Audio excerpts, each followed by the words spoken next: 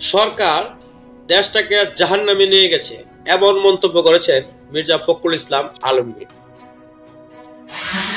আলমগীর বলেন, দেশটাকে জাহান্নামে নিয়ে গেছে সরকার, দেশের সকল কাঠামো ধ্বংস করেছে সরকার, আমাদের সৌহার্দ্যপূর্ণ সম্পর্ক নষ্ট করেছে সরকার।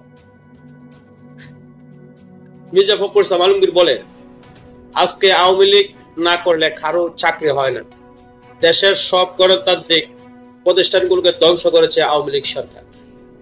তাদের মিথ্যা বলার ঝুড়ি মেলাই বা। আওয়ামী লীগ কোন মুখে গণতন্ত্রের কথা বলে? এরকম একটি দল ও দেশ ও জাতির জন্য বড় সমস্যা।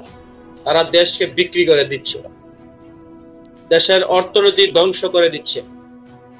আসুন আমরা সবাই মিলে দেশটাকে বাঁচাই।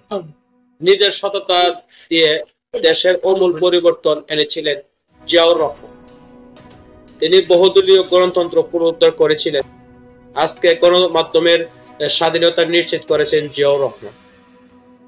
শেখ মুজিবুর রহমান তো 4টি/5 সব গণমাধ্যম বন্ধ করেছিল।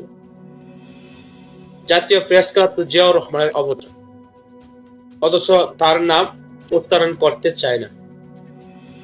মির্জা ফখরুল ইসলাম বলেন, আজকে দেশের প্রতিটি ব্যক্তির উপর 1,55,000 টাকা ঋণের বোঝা। এরপরও তারা বাজেট দেয় যেখানে কোনো দিক নির্দেশনা নেই।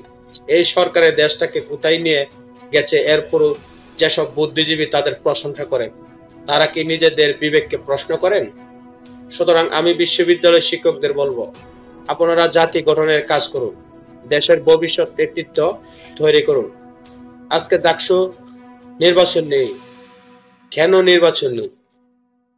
জিয়াউর রহমানের কর্মকাণ্ড নিয়ে সারা দেশে ওয়ার্কশপ করার কথাও বলেন বিএনপির মহাসচিব। তিনি বলেন, আজকাল তো জিয়াউর রহমানের নাম নেওয়া যায় না, পরবর্তী প্রজন্ম তো তাকে স্মরণ করতে পারবে না। এমনকি প্রাথমিক বিদ্যালয়ের পাঠ্যপুস্তকে তার সম্পর্কে কোনো কিছু লেখা নেই। এটা করা হচ্ছে পরিকল্পিতভাবে। যে লোকটি স্বাধীনতার ঘোষণা দিল তার নামই নাই। আওয়ামী লীগ দুর্নীতি সন্ত্রাসের বাইরে যেতে পারে না, তাদের কেমিস্ট্রিতে এটাই নাই। আওয়ামী লীগের চরিত্র হচ্ছে কাউকে সহ করতে পারে না। ধন্যবাদ, ভালো থাকবেন, আল্লাহ হাফেজ।